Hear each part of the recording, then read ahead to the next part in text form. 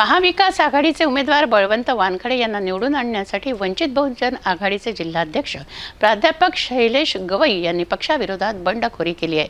गवई यांच्या निर्णयाने अमरावतीत वंचित बहुजन आघाडीमध्ये फूट पडली आहे। जिल्हाध्यक्ष शैलेश गवई अनेक तालुकाध्यक्षांना सोबत घेऊन बळवंत वानखडे यांना विजयी करण्यासाठी कामाला लागणार असं शैलेश गवई यांनी पत्रकार परिषदेत सांगितलंय। बंड नाही म्हणताय,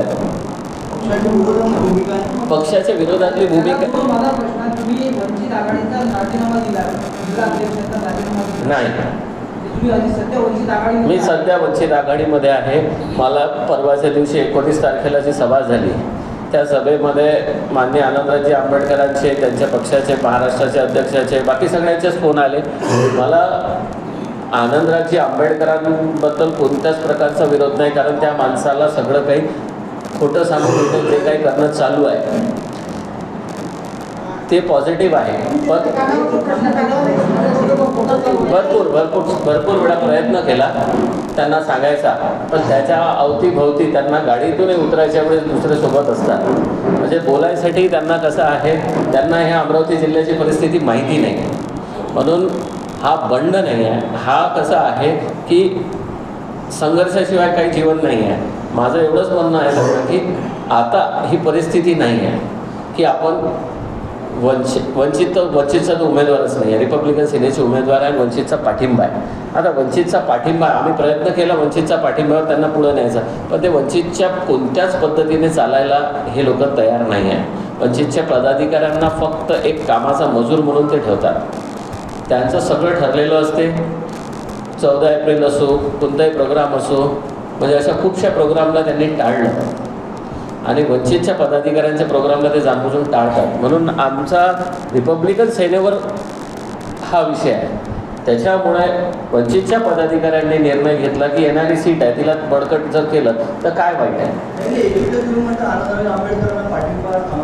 पक्षाने दिला।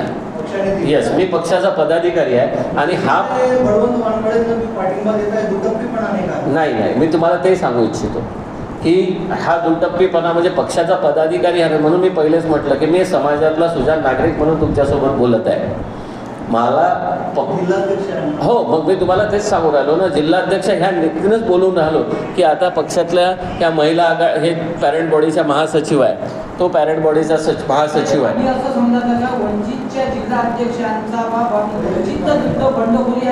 हो, बनू शकता। बंड नाही म्हणू शकत आपण, याला म्हणू शकतो का पॉझिटिव्ह वे आहे। बळवंत भाऊसाठी आपण पॉझिटिव्ह व्यू ठेवलाय। वंचितचा काँग्रेसच्या उमेदवारांना वंचितचा पाठिंबा आहे आंबेडकर साहेबांना, बरोबर आहे।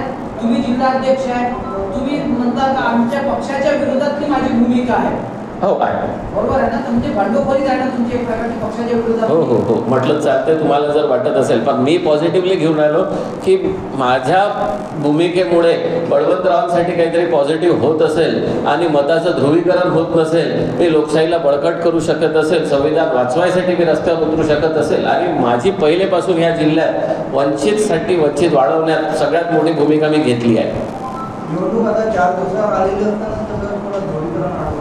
नाही, मी पहिलेपासून, मी तुम्ही त्या दिवशीच्या कार्यक्रमालाही पाहिलं असेल साहेब, त्या दिवशीचा कार्यक्रम जो झाला सायन्स कोरवरचा त्यात मी नव्हतो। त्याच्या आधी प्रेस झाली इथेच झाली होती ना, त्या प्रेसमध्ये मी नव्हतो। मी ह्या गोष्टीला पाहत 8 दिवस वाट पाहत राहिलो। मी त्यांना वंचितच्या काय भूमिका आहेत त्याही सांगायचा प्रयत्न केला, पण ते रिपब्लिकन सेना धरून चालत आहे। वंचितला तिथे जो पाहिजे प्रॉपर न्याय असायला पाहिजे तो मिळत नव्हता।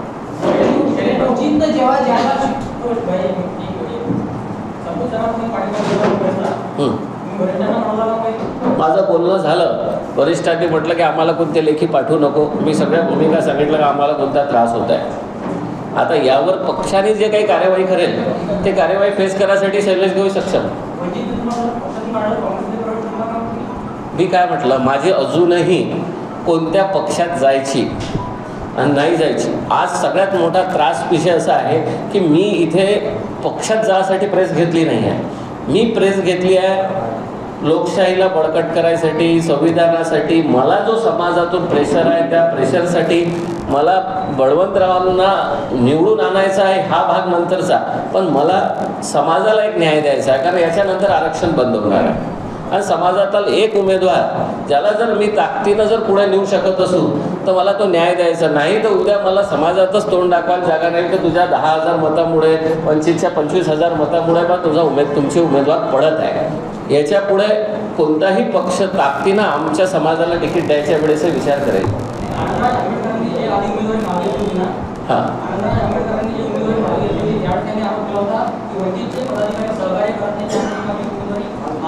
हो, आता त्याबद्दल बोलू शकतो मी. त्यावेळेस वंचितने पाठिंबाच नव्हता दिला तर वंचितचे पदाधिकारी सहकार्य करायचा विषयच काय होता. आनंदराजे आंबेडकरांचा वेगळा पक्ष आहे, तो आहे रिपब्लिकन सेना. तोपर्यंत आनंदराजे आंबेडकरांना कोणत्याच प्रकारचा पाठिंबा दिला नव्हता. आणि पाठिंबा द्यायचा अधिकार श्रद्धेय बाळासाहेब आंबेडकरांचा आहे आणि आम्हाला विचारून कोणता पाठिंबा दिला जात नाही. तुम्ही आता काँग्रेसच्या उमेदवारांचा प्रचार करणार? मी काँग्रेसच्या उमेदवाराचा प्रचार नाही करत आहे साहेब. मी बळवंतभाऊ वानखेडेंचा प्रचार, ते महाविकास आघाडीचे उमेदवार आहे. महाविकास आघाडीच्या उमेदवाराचा प्रचार करणार? हां, यस, करेक्ट. वंचितचा इच्छुक उमेदवार शैलेश गवई होते. दिल्लीवानला तिकीट जाहीर केल्यानंतर शैलेश गवई नाराज झाले. या माध्यमातून दिसत नाही ना?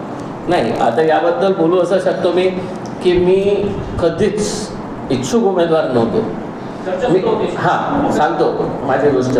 मी कधी सध्या बाळासाहेब आंबेडकरांना तिकीटही मागितली नाही. सगळ्यांनी पक्षाच्या पदाधिकारी असो, वरचे असो, खालचे असो, सगळ्यांनी एवढंच सांगितलं आहे की शैलेश गवईच वंचितचा उमेदवार राहू शकतो, कारण त्याचंच जिल्ह्यात नेटवर्क आहे, त्याची जिल्ह्यात टीम आहे. म्हणून सगळ्यांची अशी इच्छा होती, पदाधिकाऱ्यांची अशी इच्छा होती की मला ही गोष्ट साहेबांनी स्वतः 1 नाही 2 नाही 3 वेळा शैलेश तुला अमरावती लोकसभा लढावं लागते हे पण शब्द दिले होते. पण आम्ही आमच्या साहेबांचा आदेश मानतो. साहेबांनी नाही उमेदवारी दिली. वाईट ह्याच गोष्टीचं वाटलं का पिल्लेवानला तिकीट देणं, का मग ती पक्षाची पदाधिकारी नाही, तिचं पक्षात काही कार्य नाही, पण तरी आपण ते हे करून घेतलं का ठीक आहे जाऊ द्या. पण आम्ही माझ्यासारखा उमेदवार जो होता तो पिल्लेवानचा प्रचार करणार नव्हता. पण आम्हाला आनंदराज आंबेडकर साहेब एक उमेदवार म्हणून मिळाले तर अशी इच्छा झाली होती की आंबेडकरांनी त्यांचा प्रचार करायला पाहिजे. पण आम्ही आंबेडकर साहेबांबद्दल कोणत्याच प्रकारची नाराजी नाही, पण आंबेडकर साहेबांच्या अवतीभोवती जे वलय आहे त्या वलयानंच ते रिपब्लिकन सेना पक्ष म्हणजे वंचितला डिस्ट्रॉय करायचं काम चालू. जिल्हाध्यक्ष ह्या नात्याने मी तुम्हाला नाव सांगू इच्छितो. जवळपास ऑलमोस्ट तालुका अध्यक्ष त्यांची बैठकही होऊन गेली. त्यांची ही भूमिका मी आज घेतली, पण त्याच्यावर 2 दिवसापासून काम करत आहोत. 4-5 तालुका अध्यक्ष ऑलरेडी कामाला लागलेले आहे. आज रोजी अजून 2 तालुका अध्यक्ष येणार आहे. आम्ही वंचितमध्येच राहून साहेबांचा प्रचार करून राहिलो. आमच्यावर जर कोणत्या प्रकारची कारवाई झाली तर आम्ही बाबासाहेबाचं आमच्या अंगात रक्त आहे आणि आम्ही संघर्षातलेच आहोत. आम्ही संघर्ष फेस करायला तयार आहोत. आम्हाला हीच वेळ आहे, हीच संधी आहे की आम्हाला समाजासोबत राहायचं आहे आणि समाजातल्या उमेदवाराला ताकदीनं निवडून आणायचं आहे, जेणेकरून येणारी जी पिढी आहे ती पिढी हे तर म्हणेल का चळवळ अमरावती जिल्ह्यातली एक संघ आहे, एकनिष्ठ आहे आणि समाजाला धरून चालणारी आहे. आपण जिल्ह्यातले साहेब, आपण जिल्ह्यातल्या माणसांना समजते. काय होते, मी एक माहिती देणार आहे पण खोटी माहिती देणारे 4 असतात. मी एक खरी माहिती देणार आहोत, खोटी माहिती देणारे 4 असतात. त्यावेळेस मी तुम्हाला सांगू राहिलो की आमच्या पक्षामध्ये पण असे काही विचित्र लोक आहे का जिल्ह्याचं राजकारण सोडून दुसऱ्या प्रकारचं राजकारण खेळायसाठी तयार आहे. 100% फूट कोणत्याच पक्षात नाही आहे का? सगळ्याच पक्षात आहे. मोठ्या भाजपमध्ये फूट आहे, काँग्रेसमध्ये फूट आहे. फूट असतेच ना, पण ते वैचारिक फूट आहे.